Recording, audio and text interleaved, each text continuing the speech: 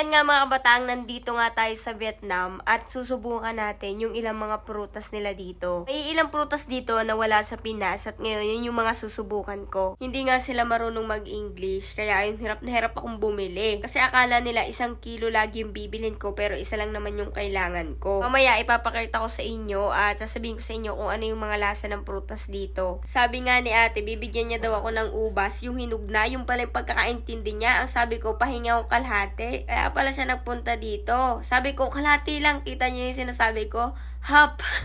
At ayan na nga, binigay na nga sa akin yung hinog. Sasabi ko, sige pabili pero half lang. At sa wakas, nagkaintindihan kami. At ito na nga yung nangyari. Di kinilo na at ako ngayon ay nagbayad. Mahirap ang bumili dito! Matapos ang mahabang diskusyonan ay talagang nakabil na tayo ng mga prutas. Umabot din ata ako ng 600, 500 para sa mga prutas na to. At ngayon naghahanap naman ako ng mga pwede natin bilhin na pagkain dito sa Vietnam. Abangan niyo yung video ko dito at mga vlog ko dito mga kabatang. Napakadami kong kinain doon na mga pagkain dito sa Vietnam na talagang masarap. Bumili nga ako ng siopaw dito, pero iba yung siopaw nila, iba yung laman. Yung aking wallet, may talay. Ay, ako'y makakalimutan. Ay, baka mawala. Binulatlat ko na huwaring talagang wallet na red, hindi ko maintindihan kung ano ibabayad. Ayan, sabi ni ma'am, soybean daw yan, pero bibili natin yan, titikman natin kung ano bang lasa niya. Ito yung naamoy ko kanina na sobrang bango mga kabatang. Basta para siyang pork lempo, lechon, ganon, na sobrang ano yung amoy niya, mabango. Ito lang yung hirap kasi si nanay medyo matanda na, medyo hindi niya talaga alam mag-English. Kaya pahirapan kami dito kasi bibigyan niya sa akin sobrang laki. Pero ayun, since turista tayo dito, nagamit namin kami ng Google Translate kaso hindi din accurate. Ayan, thankful pa rin ako kay nanay kasi pinipilit niya akong intindihin. Thank you din kay kuya kasi ayan, tinulungan niya tayo. Ayan mga kabatang, madami akong biniling pagkain dito sa Vietnam. Ayan. May prutas, may mga kakanin, hindi ko alam kung ano yung iba. Ngayon, samahan nyo akong tikman yung mga pagkain nila dito. Ito yung una nilang prutas. Hindi ko alam kung ano to. Tapos, yung mangga sa kanila. Sobrang laki ng mangga sa kanila. Mangga. Ano tawag dito? Hindi siya mansanas eh. Ayan, magkaiba silang dalawa. Ito hindi siya apple. Tikman din natin yan. And pear. Ito. Ang lalaki ng uba sa kanila. Ito. Hindi ko alam kung siopaw to, pero yung amoy niya, mabango. Hindi ko alam. Ginagawa ata itong juice. Nakikita ko ginagawa nilang juice. Ito, kiwi. Malalaki yung kiwi nila. Meron dong ati, sobrang laki.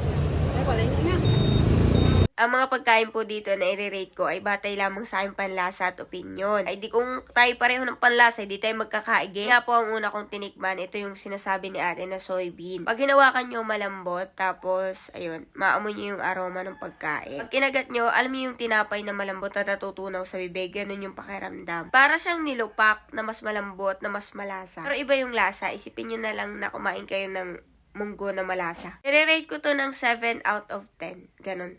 Kakaiba yung siopaw nila dito, kaya binili ko. Titingnan ko kasi kung ano bang nasa loob niyan. Yung sa atin kasi asado at bola-bola lang lagi yung natitikman ko. Ito pagkagat mo buo yung itlog, sa atin ata balat lang ang meron. Balat na nga, pinagdadamot pa. Ay, ina ko nga. Ay, talaga rin pagkagat mo, kada kagat mo yung may laman. Yung sasabihin mo nagkukuripot ang magtitinda at ayaw lagyan ng maraming laman, ay hindi. Kaya kung ari i-rate ko, ay i-rate ko rin ng 8 over 10. Pag ari naubos mo isang buong ari, ay talagang busog na busog ka. Aring Diyos lang kung ari hindi ko maintindihan, apakatamais. Kung kilala ho ninyo ako, hindi ho ako mahilig sa matamais. Alam nyo ga, ari dapat ay panghuli ko i-rate. Ay kasi umaalingasaw ang amoy, ay apakasarap. Amoy pa lang ay talagang malasa na. Hindi naman ho sa pagmamayabang, pero ho aring limpo ho din sa Vietnam, ay kakaiba ho ang lasa. Siguro ho, times 1,000 ang lasa ng mga natitikman kong limpo sa Pilipinas, itong pinakamasarap. May nilalagay ata ho sila dito o tinitimplang mga ewan, basta masarap. Yun lang, nirate ko to ng 10 over 10. Masarap na masarap. Hindi ko nga ho alam kung anong prutas aray. Comment ho ninyo kung alam ninyo ang tawag din. para hong kamates, nalunggan, ay wah. Pag bukar-karunin nyo sa loob, ay meron hong botong dalawa, tatanggalin nyo raw ho yan. Ang masasabi ko lang ho sa lasa ng prutas na are ay kakaiba. Ay wala ho na rin sa atin. Tapos ho ang lasa na rin ay maasim-asim na ay wah parang kinukuha yung kaluluwa mahugay ahon. Are ata ho'y pang-apat ko ng Timos, ay gawa ng sabi ko baka pa sa pang-apat ay malalaman ko na kung anong lasa na rin. Ay are na nga ho, para kayong nakakain ng uang na pisot na maasim, ay wah. Basta gayon yung lasa. Masarap naman ho. At talaga namang kung ikaw ay mahilig sa maasim, ay di para sa iyo, are. I-rate ko ho siguro ng 7 out of 10. Pero, ayun, pandaan naman. Are ho, ay sabi ko kiwi, pero hindi pala ho are kiwi. Baka ho kamag-anak ng kiwi. At nung titikmat, wala ho din ng kampek. Kiwi nga ata ho, are. Ay, wah. Kiwi ba to, be? Parang dito kiwi. Ah.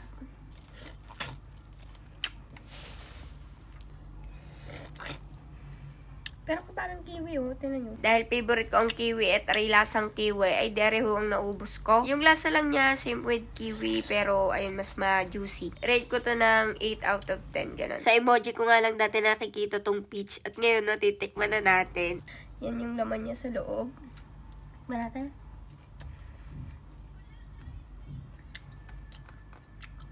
Up!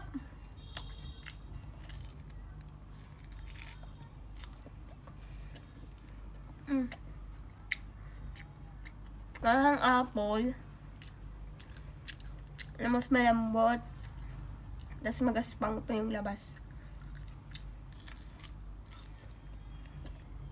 Pasensya na kayo kung di ko ma-describe yung lasa kasi iba talaga yung lasa ng prutas nila sa atin.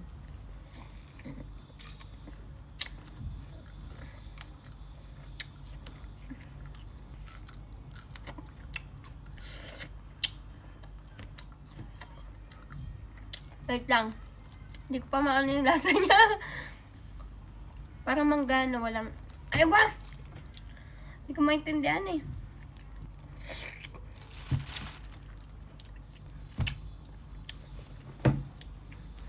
Pero kung ikukumpara ko sa mangga natin, mas matamis yung sa atin.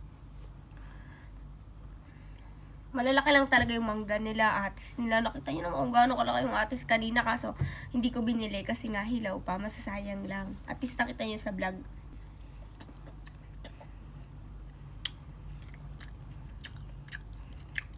Naman, buksan natin. Wow. Hindi ito mangga. Wala kaming kutsilyo dito. Ay, kala ko yung mangga. Sipin mo na lang. Ito, yan. Nakuha ko na yung laman niya.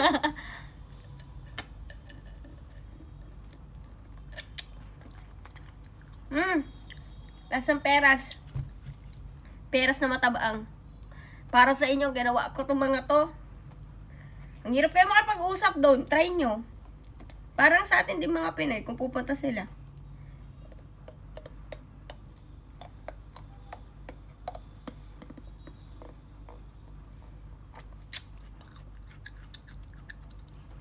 Ayun nga, isa pa.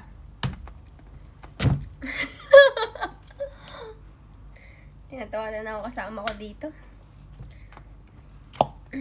Ayun, nakuha na natin. Tikman natin. Ang tabaan. Peras sa peras. Tikman natin. Yan.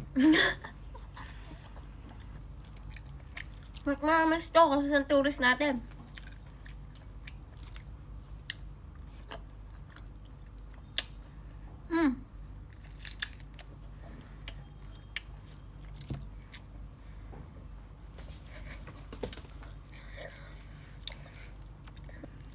So ay mga batang, sensya na kayo kung hindi matinutong mukbang na to kasi nga wala akong gamit dito, walang kutsilyo dito. Hindi ko na paano ba sabihin yung kutsilyo? Kutsilyo. Pero ayun, okay naman yung mga prutas dito sa Vietnam, mas malaki, tas mas mura nyo ito mabibili ito. Itong mga to. Ayun mga batang, abangan nyo yung vlog ko dito sa Vietnam kasi mas madami pang pagkain na tinikman dito. So, ano pa lang to? Ito yung parang simula ng mukbang na to.